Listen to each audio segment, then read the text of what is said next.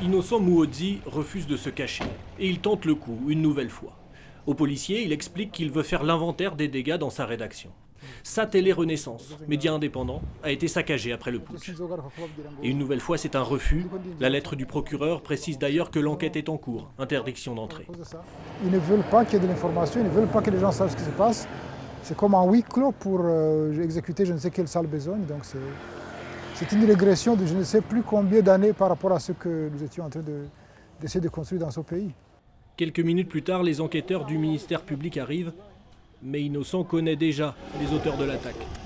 C'est clairement la police parce que qui est-ce qui peut mobiliser plus qu'un peloton pour venir faire ce genre d'opération à 4 h du matin, avec autant d'armes, avec autant d'aisance, rester à peu près 1 heure, passer d'une radio à l'autre jusqu'au matin, jusqu'à ce que le jour se lève vraiment.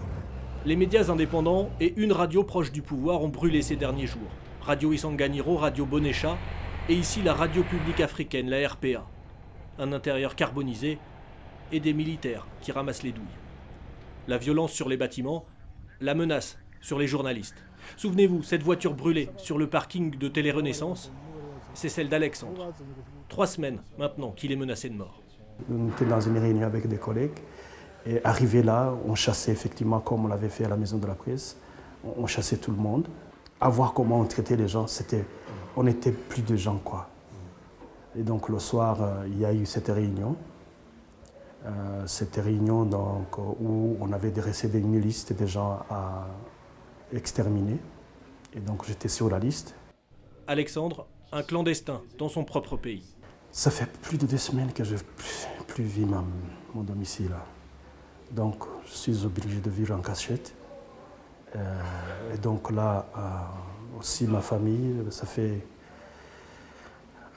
pratiquement plus... Sa famille n'est pas encore assez protégée. Et pourtant, lui comme les autres ont encore de l'espoir. Nous avons rencontré un de ces journalistes résistants.